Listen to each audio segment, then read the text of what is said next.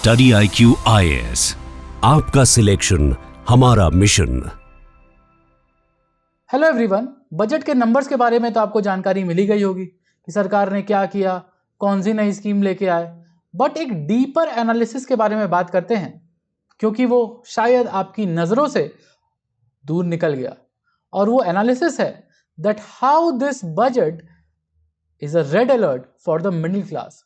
कि क्या middle class को इस बजट में कुछ मिला, क्या कोई रियायतें मिली, या फिर ये बजट ना सिर्फ इस साल के लिए बल्कि अगले आने वाले कुछ समय के लिए भी ये दिखा रहा है कि मिडिल क्लास धीरे धीरे श्रिंक होने वाला है, उनके इनकम के ऊपर प्रेशर बढ़ने वाला है। क्या आप इसके लिए तैयार हैं? मल्टीपल रीजंस हैं इसके और मल्टीपल डेटा एविडेंसेस हैं जो ये दिखा रहे हैं कि मिडिल क्लास की जो इनकम है वो श्रिंक कर रही है। वो अपनी रोटी कपड़ा मकान की ज़रूरतों को पूरा करने के लिए ही अपनी इनकम का मेजर हिस्सा गंवा दे रहे हैं। छोटी छोटी चीज़ें जैसे मोबाइल, फ्रिज, टीवी जैसी चीज़ों के लिए भी लोगों को अब लोन का सहारा लेना पड़ रहा है। और इसीलिए दुनिया में सबसे ज़्यादा as a total percentage of consumer loans की बात करें तो वो भारत में है। एक ऐसी इकोनॉमी जहां पर कैपिटा इनकम शायद 140 के भी बाद है, बट लोन लेने में, कंज्यूमर गुड्स के लोन लेने में आज वो देश सबसे आगे खड़ा है। तो इसीलिए इसी के ऊपर आज हम लोग बातचीत करेंगे। सो वेलकम एवरीवन, मेरा नाम है ऋषभ, आई मेरे इकोनॉमिक्स ऑप्शन फैकल्टी है। बात करते हैं हम लोग मिडिल क्लास के ऊपर, क्योंकि यही सवाल पूछा गया था फाइनेंस मिनिस्टर से एक पत्रकार के द्वारा। तो उनका पहला रिएक्शन था ऑ। क्या ये ऑ आपकी ज़रूरतों को, आपकी दिक्कतों को पूछता है? आज मिडिल क्लास जो इतना टैक्स देता है, क्या उसके घर के सामने की रोड बनी हुई है? क्या साफ सफाई मेंटेन है? क्या बिजली आपको 24 घंटे मिल रही है? क्या पानी की सप्लाई रेगुलर है या साफ पानी आपको मिल रहा है? क्या आप आज पब्लिक हेल्थ इंफ्रास्ट्रक्चर को यूज करते हैं, यानी पब्लिक गवर्नमेंट हॉस्पिटल में जाना पसंद करते हैं? क्या आप अपने बच्चों, अपने छोटे भाई बहनों को पब्लिक स्कूल्स यानी गवर्नमेंट स्कूल्स में पढ़ाना चाहेंगे? तो इतना टैक्स देने के बाद इनडायरेक्ट और डायरेक्ट मिडिल क्लास को आखिर मिलता क्या है? क्या सिर्फ और सिर्फ भारत के रिसोर्सेज पे या तो उनके अमीरों का या डाउन ट्रॉडन वेलफेयर में गरीबों का ही अधिकार है और मिडिल क्लास का कुछ भी नहीं? तो इसी के बारे में चर्चा करेंगे। और इसीलिए क्योंकि मिडिल क्लास शायद इस समय बहुत ज़्यादा फोकस का विषय नहीं है सरकार के लिए, इसीलिए कोई डायरेक्ट जवाब नहीं आता फाइनेंस मिनिस्टर से। और बात का जो आंसर है वो डिफ्लेक्ट हो जाता है यूनिवर्सिटी टाउनशिप्स की तरफ कि हम स्किल्स डेवलप करेंगे। और यही स्किल इंडिया मिशन में कैग की इतनी बड़ी रिपोर्ट आती है जिसमें फाइनेंशियल इरेगुलरिटीज दिखाई देती हैं, बट उस पर भी चर्चा नहीं होती। और ये मोमेंट अब वायरल है सोशल मीडिया पे। इसी के बारे में बात करेंगे और डेटा और एविडेंस के साथ बात करेंगे कि कैसे मिडिल क्लास की इनकम श्रिंक होते जा रही है लगातार। आप भी अपने घरों में देखिए, पूछिए, समझिए और जानिए कि कहीं आपकी परचेजिंग पावर, रियल इनकम कम तो नहीं हो रही। और इसका सबसे पहला डेटा है इनकम टैक्स ग्रोथ। सरकार ने 7 लाख की लिमिट को बढ़ा के 12 लाख किया था स्लैब, याद होगा आपको लास्ट ईयर। फिर भी सरकार सोची थी लगभग 13.5% के आसपास का ग्रोथ हमें मिलेगा इनकम टैक्स में, बट ये ग्रोथ मात्र 6.2% है। आप समझ रहे हैं इसका मतलब? इसका ये मतलब है कि आपका मिडिल क्लास जो यहाँ पे टैक्स देता आया है वो श्रिंक कर रहा है। उसकी इनकम टैक्सेबल इनकम भी नहीं रही है, यानी वो 12 लाख रुपए तक की भी इनकम नहीं कमा पा रहा कि वो टैक्स भर सके। और आपको लग रहा होगा कि 1 लाख रुपए महीना तो बहुत होता है, तो आप जरा खर्चे निकालिए, अपने हेल्थ केयर के खर्चे, अपने एजुकेशन के खर्चे। यही टैक्स ग्रोथ लास्ट ईयर 18% थी और उससे पहले 25%, और ये अब 6% के आसपास रह गई है। सिर्फ यही नहीं, आप देखोगे कि कॉरपोरेट टैक्स में लगातार बढ़ोतरी हुई है। इसके बारे में हम आगे बात करेंगे। और कलेक्शन कम होने का मतलब है कि मिडिल क्लास की इनकम में भी कमी आई है। अब इस इनकम में कमी आने की वजह से क्या वजहें हैं इसकी? कहीं जॉब लॉसेस तो नहीं, कहीं लगातार बढ़ती महंगाई के बीच इनकम ना बढ़ना तो नहीं? इन सब के ऊपर चर्चा करते हैं। और इस चर्चा से अगर आपको प्रेरणा मिलती है, अगर आपको ये चर्चाएं पसंद हैं इंडियन ट्रेड के ऊपर, इंडियन इकोनॉमी के ऊपर, और आप कुछ नया करना चाहते हैं, भारत को एक सच्चा विश्वगुरु सुपर पावर बनते देखना चाहते हैं, तो आपकी पॉलिसी मेकिंग में इकोनॉमिक्स ऑप्शनल आपका साथी हो सकता है। तो एक ऐसा ऑप्शनल जिसमें ना सिर्फ आपको 300 प्लस लाने में हेल्प मिलेगी, बल्कि साथ ही साथ बेहतरीन कैडर, अपने मन, क्योंकि आपकी रैंक अच्छी होगी तो अपने मन की सर्विस, अपने मन का कैडर भी मिलेगा।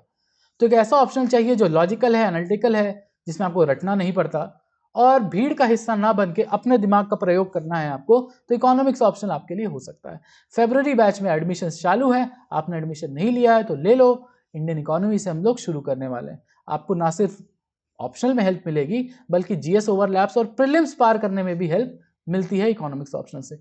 कोई भी डाउट है एडमिशन रिलेटेड या subject related, reach out to me on rishabh.singh@studyIQ.com और ऑन हिप्पोनॉमिक्स ऑन टेलीग्राम और इंस्टाग्राम। आगे बढ़ते हैं, बात करते हैं प्लैटिनम बैच की, क्योंकि अगर आप एडमिशन ले रहे हो तो प्लैटिनम बैच में लो, क्योंकि मेंटरशिप इसमें मिलती है, जिसमें मेंटर्स आपको 24/7 अवेलेबल रहते हैं, ताकि आपकी जो कॉन्सेप्चुअल क्लैरिटी है उसमें एक गैप ना आए, डेली कॉन्सेप्ट क्लियर हो। मेरे नंबर के अलावा आपके पास मेंटर्स भी रहेंगे और उसके अलावा एक टेस्ट सीरीज जो आपको मेंस रेडी करती है। आगे बढ़ें अगर, तो हम बात करते हैं मिडिल क्लास वर्सेस जीडीपी की। आप ये देखो, जीडीपी का क्या मतलब होता है? जीडीपी का मतलब होता है टोटल आउटपुट या फिर नेशनल इनकम, यही तो होता है। हम ये देखते हैं कि इनकम टैक्स अंडर परफॉर्म करता है नॉमिनल जीडीपी को 1.8% से, बट लास्ट ईयर ये 8.5% से आउट परफॉर्म किया था। इसका ये मतलब है कि नेशनल इनकम में जो टोटल जीडीपी रहा है उसमें मिडिल क्लास का शेयर लगातार गिरता गया है, लगातार।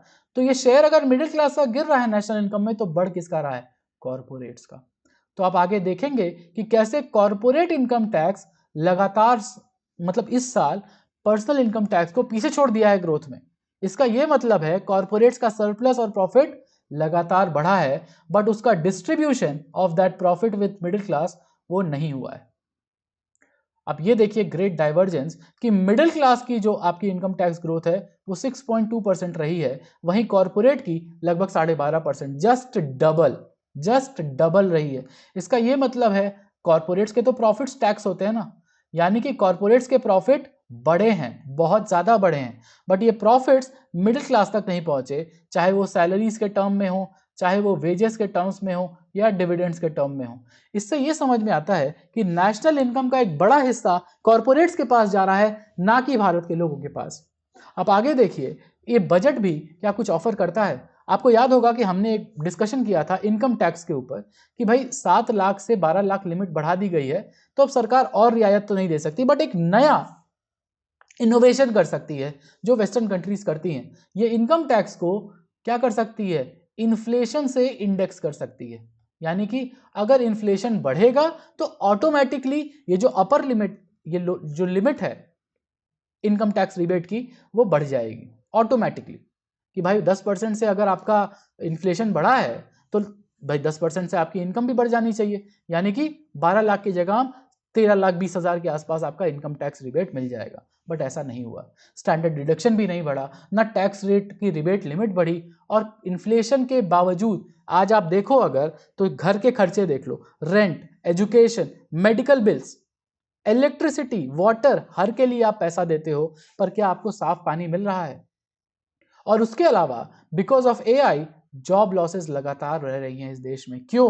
क्योंकि भारत का सबसे बड़ा सेक्टर आईटी सेक्टर है, सर्विसेज सेक्टर, और एआई ऑटोमेशन की वजह से सबसे ज्यादा जॉब्स कहां पे जाएंगी? Entry level, mid management level service sector job. क्या हमारा देश तैयार है? ये देश जहां 16 लाख इंजीनियर्स निकलते हैं और पिछले 10 सालों में मास रिक्रूटर सर्विसेज कंपनी में वही 3 से 3.5 लाख का पैकेज सालाना दिया जाता है। 25,000 से 30,000 रुपए मंथली कमाई पे जी रहे हैं आज के भी बच्चे, जो 10 साल पहले भी था, 15 साल पहले भी था। तो फाइनेंस मिनिस्टर का डिफेंस है कि लास्ट ईयर तो रिलीफ दिया था, इस साल क्यों देना है? बट लास्ट ईयर तो इन्फ्लेशन कम था, इस साल तो बढ़ा है, बट उसका रिलीफ भी नहीं मिला। डेटा बताता है कि इनकम टैक्स को लैप्स किया है लास्ट ईयर के रिलीफ के बाद भी, यानी कि लोगों की इनकम नहीं बढ़ी है। इनकम बढ़ती तब तो इनकम टैक्स देते। और मिडिल क्लास को एक अनप्रेसिडेंटेड इनकम स्ट्रेस मिला है, यानी रोटी कपड़ा मकान के आगे वो सोच ही नहीं पा रहे हैं। कंजम्पशन क्राइसिस की अगर बात करें तो भाई देखो, इंडिया का जो जीडीपी है उसका C+I+G+NX है, यानी कंजम्पशन, इन्वेस्टमेंट, गवर्नमेंट एक्सपेंडिचर और नेट एक्सपोर्ट। बट ये जो कंजम्पशन है ना, ये 62% वेट लेके बैठा है, यानी कि भारत में एक कंजम्पशन ड्रिवन इकोनॉमी है, आप और हम कुछ खरीदते हैं तो हमारी जीडीपी ग्रो करती है।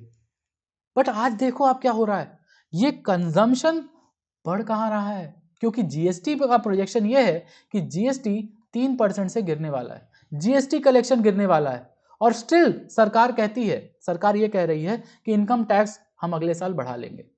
तो अगर जीएसटी कम हो रहा है यानी कि लोग डिमांड कम कर रहे हैं, अगर लोगों के पास पैसे कम है तभी तो कम डिमांड कर रहे हैं, क्योंकि जीएसटी तो एक डिमांड ड्रिवन टैक्स है। तो अगर लोगों की डिमांड कम हो रही है क्योंकि इनकी इनकम कम हो रही है, तो इनकम टैक्स कैसे बढ़ सकता है? गवर्नमेंट ही प्रोजेक्ट कर रही है कि जीएसटी 3% से गिरने वाला है, so it can be a contradiction. और एक जॉब एपोकलिप्स आने वाला है, यानी कि 20 मिलियन तक जॉब्स आपके रिस्क पे हैं। क्यों? क्योंकि हमारा जो सर्विस सेक्टर है, वो आईटी सेक्टर है, वो एआई ऑटोमेशन की वजह से बहुत बड़े रिस्क पे है। क्योंकि ना सिर्फ इससे ले ऑफ्स बढ़ेंगे, बल्कि आईटी सेक्टर की जो हायरिंग थी, मास हायरिंग, वो भी 30% से डाउन हुई है। यानी वो जो 25,000 30,000 की नौकरियां लोगों को मिल भी रही थी, अब वो भी नहीं मिल रही। फ्रेशर्स की ज्वाइनिंग डीकेड ओल्ड सैलरी के लेवल पे हो रही है, वही 25-30 हजार रुपए पे। आप यही नहीं, आप अनएम्प्लॉयमेंट डेटा के पास जाओगे ना, तो ये दिखता है 4.1%, लेकिन आप जैसे ही यूथ अनएम्प्लॉयमेंट को देखोगे तो ये आप नंबर आपको 14% के आसपास दिखाई देगा। यानी हर 100 में से 14 उनको हफ्ते में 1 घंटे भी काम नहीं मिल रहा, क्योंकि भाई अनएम्प्लॉयमेंट लेवल हम 1 घंटे काम भी कर रहे हफ्ते में तो उससे नापते हैं। इतना भी काम नहीं मिल रहा, 14% का अनएम्प्लॉयमेंट रेट है यूथ में, तो फिर वो गवर्नमेंट की तरफ ही जाएगा, क्योंकि परमानेंट जॉब्स तो है ही नहीं। और अगर ये जॉब्स क्रिएट नहीं हुई आने वाले 3 सालों में, तो God knows how the government will strategise the falling out of middle class. कौन कौन से सेक्टर अंडर अटैक है? सारे के सारे सर्विसेज सेक्टर, जैसे बैंकिंग, क्योंकि कस्टमर केयर सर्विसेज भी तो अब एआई की तरफ जानी है, एआई बॉट्स आ गए। मीडिया, ऑटोमेटेड कंटेंट यानी content creator, graphic designers, IT services और ट्रेडिशनल प्रोफेशंस, वो सब खतरे में हैं, और इसकी वजह से सब कुछ गिग इकोनॉमी की तरफ जा रहा है, जैसे डिलीवरी बॉयज। और ये ट्रांसफॉर्मेशन अगले 2 से 3 साल तक होने वाला है। यानी अगर सरकार ने स्ट्रैटेजी नहीं बनाई मिडिल क्लास के लिए जॉब क्रिएट करने की, तो एक बहुत बड़ा पेंडेमिक बन जाएगा middle class without jobs. Salary illusion की बात करें तो हर 100 रुपए जो आप कमाते थे, उसमें आपको मान लो 9.5%, 10% का भी इंक्रीज हुआ, तो अगर आप लास्ट ईयर 100 रुपया कमा रहे थे तो आज आप 110 कमा रहे हो एज पर डेटा। बट महंगाई जो है वो ज्यादा बढ़ी है, तो जो चीज लास्ट ईयर 100 की मिल रही थी, अगर इस साल वो 150 की मिल रही है, यानी कि 110 रुपए कमा के भी आप वो चीज अफोर्ड नहीं कर सकते। परचेजिंग पावर आपकी कम हुई है, रियल इनकम जो है आपकी पिछले 10 सालों में गिरी है बिकॉज ऑफ इन्फ्लेशन। महंगाई आपकी इनकम को इरोड करता है। आप ये समझिए कि भले आपकी इनकम बढ़ रही हो, बल्कि और अगर महंगाई उससे ज्यादा तेजी से बढ़ रही होगी, तो आप फिर भी अफोर्ड नहीं कर पाएंगे चीजें। तो एसेंशियल एक्सपेंसेस हो, जैसे एजुकेशन, हेल्थ केयर, हाउसिंग, सब कुछ महंगा हो रहा है। एजुकेशन महंगी हो रही है क्योंकि आप गवर्नमेंट स्कूल में अपने बच्चों को पढ़ने नहीं भेजेंगे, आपको ट्रस्ट नहीं है गवर्नमेंट स्कूल पे। आप टैक्स दे रहे हो लेकिन आपको ट्रस्ट नहीं है, आपको पब्लिक हेल्थ केयर पे ट्रस्ट नहीं है, आप प्राइवेट हॉस्पिटल ही जाओगे। हाउसिंग कॉस्ट तो इतनी बढ़ गई है कि 1.5 करोड़ 2 करोड़ रुपए से कम में तो आपको अच्छे घर मिलेंगे ही नहीं। तो क्या मिडिल क्लास अब ये हाउसिंग में अफोर्ड नहीं कर सकता? और उसके साथ साथ डेट ट्रैप में फंसता जा रहा है मिडिल क्लास। दुनिया में सबसे ज्यादा हाउस होल्ड डेप्ट है इंडिया की, और ये डेट घर खरीदने के लिए, असेट क्रिएट करने के लिए नहीं है, कंजम्पशन के लिए है। फ्रिज, टीवी, मोबाइल खरीदने के लिए डेट लिया जा रहा है, क्योंकि लोग बेसिक चीजें भी अफोर्ड नहीं कर पा रहे हैं ऑन कैश। 35%, वो इकोनॉमी जो दुनिया की one of the lowest per capita economy है, वहां पे इतनी ज्यादा डेट है। और ये डेट ट्रैप में से बाहर निकलने के लिए आप सोचिए कि अगर आप एक बार हॉस्पिटल भी चले गए ना, तो आपको अपना घर बेचना पड़ जाएगा, गहने गिरवी रखने पड़ जाएंगे, ये लोन चुकाते चुकाते बीत जाएगा आपका समय। आगे देखें अगर, तो कंजम्पशन इंडिकेटर भी क्रैशिंग करते हुए दिखाई दे रहे हैं, क्योंकि जो लो इनकम ग्रुप है, जो 2 व्हीलर खरीदता था, जो एंट्री लेवल कार खरीदता था, तो ये दिखाई देता है कि एंट्री लेवल कार, 2 व्हीलर्स, वहां पे डिमांड कम हुई है। हाँ, हाई लेवल कार्स में बढ़ी है, जहां पे पैसे ज्यादा लगते हैं, यानी अमीर अमीर हो रहा है, लेकिन मिडिल क्लास जो है उसकी कंजम्पशन लिमिट कम होते जा रही। कंजम्पशन कंज्यूमर ड्यूरेबल है, वहां भी सेल्स डिक्लाइन कर रहे हैं। कंज्यूमर ड्यूरेबल क्या होते हैं? फ्रिज, टीवी, एसी, वहां भी। एफएमसीजी प्रोडक्ट में भी ग्रोथ स्टैग्नेंट है, बढ़ नहीं रही है। लोग बस अपने मतलब की चीज खरीद पा रहे हैं और रेसिडेंशियल फ्लैट्स ओवर सप्लाई है सिटीज में, स्टिल इतने ज्यादा दाम है कि लोग खरीद नहीं पा रहे, और इसीलिए प्राइवेट कंजम्पशन का ग्रोथ है वो भी 7.9% से गिर के 5.3% हो गया है 4-5 साल में। यानी लोग कंज्यूम तो कर रहे हैं बट कंजम्पशन का ग्रोथ कम होता जा रहा है। यानी जो मिडिल क्लास है, अपर लोअर मिडिल क्लास या मिडिल क्लास, वो अफोर्ड नहीं कर पा रहा है ज़रूरत की चीज़ें। और इसी के साथ देखो तो टैक्स हाइक भी हो गया है। अब सिक्योरिटी ट्रांजैक्शन टैक्स बढ़ गया है लगभग 150%, यानी 0.02% से बढ़ के 0.05% हो गया। अब आप कह सकते हैं कि सरकार लोगों के बारे में सोच रही है ताकि रिटेल इन्वेस्टर इस जुए में ना फंसे। वेल एंड गुड, अच्छी बात है, लेकिन बायबैक्स के ऊपर भी कैपिटल गेन्स लग रहा है और कोई इनकम टैक्स रिलीफ नहीं। और सबसे बड़ा betrayal, sovereign gold bond. Sovereign gold bond के ऊपर सरकार बोली थी कि मैच्योरिटी पे 1 रुपया टैक्स नहीं लगेगा, और आज सरकार ने ये नियम बदल दिए कि अगर आपने सेकेंडरी मार्केट में एसजीबी को खरीदा है, सॉवरेन गोल्ड बॉन्ड को खरीदा है, तो उस पर टैक्स लगाया जाएगा, 12.5% का लॉन्ग टर्म कैपिटल गेन्स लगाया जाएगा। लेकिन गवर्नमेंट ने तो प्रॉमिस किया था ना, अगर कोई प्राइवेट कंपनी अपने बॉन्ड के नियमों को बीचों बीच बदल देती, उसको स्कैम बोला जाता है, प्राइवेट कंपनी के लिए फ्रॉड बोला जाता है। सरकार ने तो प्रॉमिस किया था, लेकिन टैक्स फ्री रिटर्न के ऊपर अब टैक्स लगा दिया है। इन्वेस्टर ने तो इसलिए खरीदा था ना कि उनकी वेल्थ मैनेज रहेगी। भाई एसजीबी क्या था कि 2.5% हम ईयरली आपको क्या देंगे, इंटरेस्ट देंगे, और उसके साथ साथ गोल्ड की जो एक्चुअल प्राइस होगी वो हम वापस कर देंगे। अब गोल्ड की प्राइसेस इतनी तेजी से भागी कि अब सरकार बहुत घाटे में जाने लगी, तो सरकार ने अचानक से नियम बदल दिए, अचानक से अपनी कमिटमेंट से पीछे हट गई गवर्नमेंट। और ये अनएथिकल है। अनएथिकल क्यों है? क्योंकि रेट्रोस्पेक्टिव चेंज जो होता है, इससे सोवरेन गारंटी के ऊपर इंपैक्ट पड़ता है, और इससे यही नहीं, ट्रस्ट इन द गवर्नमेंट ये भी कम होता है। क्योंकि अगर सोवरेन गोल्ड बॉन्ड सरकारी बॉन्ड, उसके नियम बदल गए, यानी कोई भी गवर्नमेंट बॉन्ड क्यों खरीदेगा, क्यों खरीदेगा लॉन्ग टर्म गवर्नमेंट बॉन्ड? तो गवर्नमेंट की जो लॉन्ग टर्म प्रोजेक्ट्स हैं वो अटक जाएंगी। आप ये समझो कि गवर्नमेंट अगर रातों रात नियम बदलने लगे अपने बॉन्ड्स के, तो क्या ट्रस्ट रह जाएगा सरकार के फाइनेंशियल्स के ऊपर, इन्वेस्टमेंट का, प्राइवेट सेक्टर का। और टाइमिंग जो है कोइंसाइड करती है गोल्ड प्राइस सर्ज में, क्योंकि सरकार पैसे वापस नहीं कर पा रही थी या नहीं करना चाहती थी, उनके खुद के फाइनेंसेस ठीक नहीं थे, तो उन्होंने फाइनेंस का बर्डन किसके ऊपर डाल दिया? मिडिल क्लास के ऊपर। और देखा जाए तो गवर्नमेंट ने पे आउट ऑब्लिगेशन को रिड्यूस कर दिया रातों रात, यूनिलैटरली, बिना स्टेक होल्डर कंसल्टेशन के। तो आप समझिए कि इससे ट्रस्ट कम होता है। इकोनॉमिक फाइनेंसेस ट्रस्ट के ऊपर बेस्ड हैं। अगर ट्रस्ट ही कम हो जाएगा तो क्यों कोई गवर्नमेंट के बॉन्ड्स के ऊपर भरोसा करेगा? इन्वेस्टर्स भागते जाएंगे। तो गवर्नमेंट जो ये लॉन्ग टर्म गति शक्ति प्रोजेक्ट्स, नेशनल मोनेटाइजेशन पाइपलाइन की बात करती है, तो लोग 20 बार सोचेंगे गवर्नमेंट प्रोजेक्ट्स में इन्वेस्ट करने के लिए या गवर्नमेंट बॉन्ड्स में खरीदने के लिए। यानी ट्रांसमिशन मैकेनिज्म भी वीक हो सकता है। और बजट की अगर बात की जाए तो सरकार कहती है आने वाले फाइनेंशियल ईयर में इनकम टैक्स रेवेन्यू बढ़ेगा और तेजी से बढ़ेगा, और साथ ही साथ ये भी कहती है कि जीएसटी कलेक्शन फॉल करेगा। ये दोनों चीज एक साथ कैसे हो सकती है? जीएसटी फॉल करने का मतलब डिमांड फॉल कर रही है, और इनकम टैक्स बढ़ने का मतलब इनकम बढ़ रही है। तो इनकम बढ़ रही है तो डिमांड फॉल कैसे कर रही है? अब बिग क्वेश्चन। और ये दोनों प्रोजेक्शन म्यूचुअली एक्सक्लूसिव हैं। दोनों में से एक कोई चीज होगी जो गलत होगी, या तो इनकम टैक्स नहीं बढ़ेगा या जीएसटी भी बढ़ेगा। अब गवर्नमेंट का अटेंशन है किसके पास? आप सोचो कि पुअर्स को क्या मिलता है? सब्सिडाइज फूड, 80 करोड़ लोगों को फ्री राशन मिल रहा है, गारंटीड वर्क मिल रहा है, अब तो वो भी चला गया, एमजी नरेगा भी बंद कर दिया सरकार ने। यानी गरीबों के लिए भी चीजें कम हो रही है। हाउस एड मिल रहा है, पीएम गरीब कल्याण योजना है, ग्रामीण विकास योजना, आवास योजना है। कॉर्पोरेट्स को टैक्स सब्सिडी मिल रहा है, 2019 से 22% टैक्स देना है, मिनिमम अल्टरनेट टैक्स 15% देना है, और इसीलिए कॉर्पोरेट्स अपने प्रॉफिट का टैक्सेशन सरकार को दे रहे हैं। इंफ्रास्ट्रक्चर डेवलप कर रही है सरकार, किसके लिए? कॉर्पोरेट्स के लिए। डेटा सेंटर्स डेवलप हो रहे हैं।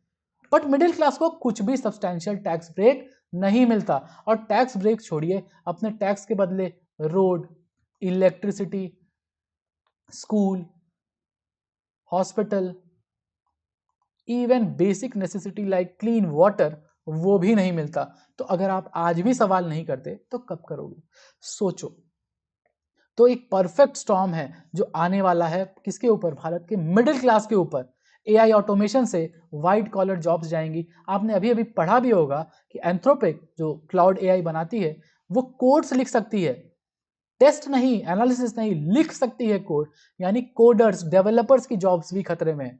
ट्रेड टेंशन चारों तरफ हाई हैं जिससे एक्सपोर्ट्स के ऊपर इम्पैक्ट पड़ेगा। हाउस होल्ड सेविंग्स की अगर बात की जाए तो वो 50 ईयर लो पे है, यानी सेविंग्स कम होती है तो इन्वेस्टमेंट भी कम होते हैं। आपको मालूम होना चाहिए सेविंग्स और इन्वेस्टमेंट बराबर होते हैं, प्रोपोर्शनल होते हैं एक दूसरे के।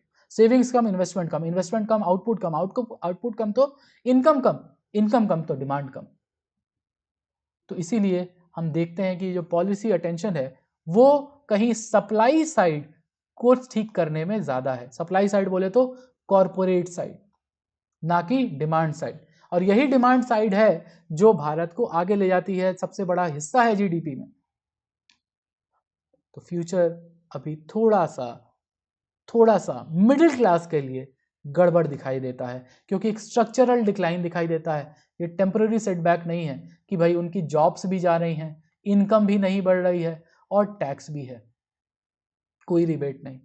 जॉब लॉसेस बढ़ रहे हैं, रियल वेजेस गिर रहे हैं, भाई इन्फ्लेशन बढ़ रहा है और आपकी वेजेस नहीं बढ़ रही हैं तो रियल वेज या परचेसिंग पावर गिर रही है। Debt is at all time high of 35%, all time high, और दुनिया में सबसे ज्यादा है। और गवर्नमेंट पॉलिसी से कोई सपोर्ट मिलता हुआ नहीं दिख रहा है। Even health, schools and water, ऐसी बेसिक नेसेसिटीज का भी। तो क्रिटिकल रेड फ्लैग्स यही हैं। इनकम टैक्स कलेक्शन कोलैप्स हुआ है, टैक्स रिलीफ नहीं मिला है, नए टैक्स जोड़े गए हैं, इवन सोवरेन गोल्ड बॉन्ड के प्रॉमिस्ड टैक्स एग्जम्पशन के ऊपर भी टैक्स लगा दिया गया है और सरकार ने कहा है कि क्यों ना लगाएं। और बजट प्रोजेक्शन है कि जो इंटरनली एक दूसरे को कॉन्ट्राडिक्ट करती है कि जीएसटी गिर रहा है और इनकम टैक्स बढ़ रहा है। तो अब सोचना आपको है कि अब बजट 2026 मिडिल क्लास के लिए एक मिस्ड अपॉर्चुनिटी है। एक कंजम्पशन ड्रिवन इकोनॉमी जो इंडिया की इकोनॉमी है, जहां पे 62% जीडीपी में कंट्रीब्यूशन हमारे आपके कंजम्पशन का है, थ्राइविंग मिडिल क्लास का है, क्या ये बजट उसको रिकॉग्नाइज करने से गलती कर देता है? ये सोचना है आपका। अब मैं आपको छोड़ के जा रहा हूं कि what do you think about the budget as a middle class. Comment section का यूज करो और समझो, बताओ, अपनी प्रॉब्लम्स को शेयर करो। मिलते हैं। और कोई भी डाउट हो और इस सेशन का अगर आपको पीडीएफ चाहिए हो तो go to Hipponomics on Telegram, आपको मिल जाएगा। And I welcome you all to the economics optional batch of February. अगर आपको इंटरेस्ट है इकोनॉमी में और इकोनॉमी को ठीक करने में और आपको चाहिए 300 से नंबर से ज्यादा बिना रटे हुए, तो इकोनॉमिक्स ऑप्शन आपके लिए हो सकता है। I will be waiting for all of you in the class soon. Thank you everyone, bye bye, have a good day. Study IQ IAS, आपका सिलेक्शन हमारा मिशन।